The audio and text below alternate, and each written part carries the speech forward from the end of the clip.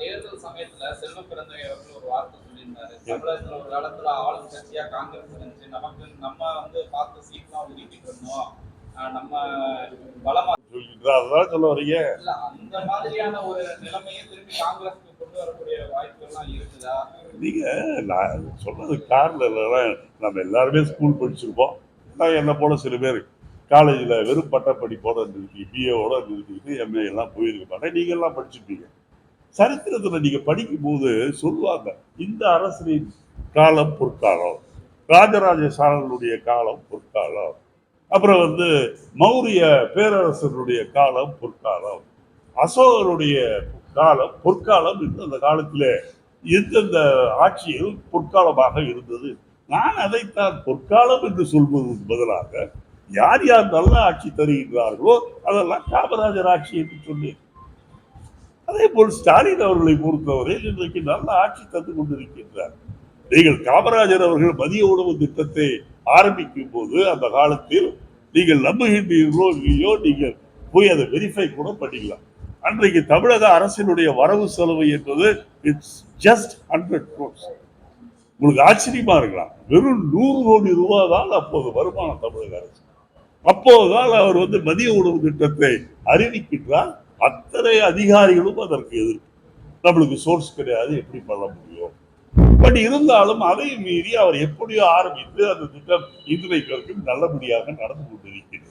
அதே சூழ்நிலையில் தான் இன்றைக்கு ஸ்டாலின் அவர்களும் காலை உணவு திட்டத்தை பள்ளிக்கூட குழந்தைகளுக்கு கொண்டு வந்திருக்கின்றார். உங்களுக்கே தெரியும், 2 முறை வீசிய சுனாமி வீசிய புயலால் பெய்த பெய்மழையால் எவ்வளவு பேர் வடக்கேயும் தெற்கேயும் 2 முறை பாதிக்கப்பட்டார்கள். கிட்டத்தட்ட 2000 கோடியோ 3000 கோடியோ நாம் செலவு செய்து அதை மத்திய அரசாங்கத்திடம் கேட்ட போது இந்த மத்திய அரசாங்கம் வெறும் 257 கோடி ரூபாய் 257 கோடி ரூபாய் தான் கொடுத்தார்கள். இருந்தாலும் இந்த நிதி நெருக்கடி நிலைமையில் கூட பெண்களுக்கு மாதம் பணம் கொடுப்பதற்கு,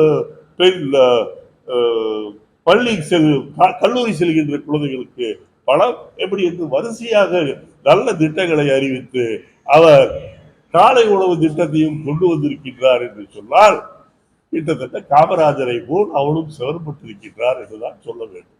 அதனால்தான் நான் சொல்லினேன் ஒழிய, காமராஜர் ஆட்சி என்பது தமிழகத்தில் நடந்த ஒரு பொற்கால ஆட்சிக்கு ஒரு பேர். மீண்டும் ஒரு பொற்கால ஆட்சி வரும்போது அதற்கு எந்த பெயர் வேண்டுமானாலும் வைத்து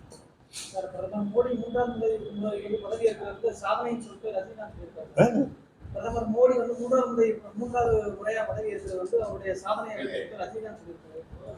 ரஜினிகாந்த் அவரு மலைக்கு போயிட்டு கொஞ்சம் அவருக்கு தெளிவு ஏற்பட்டு இருக்கின்றது. ஆனால் எங்களை பொறுத்தவரை 3ஆம் முறை பதவி ஏற்றது என்பது இந்திய மக்களுக்கு ஏற்பட்ட வேதனை.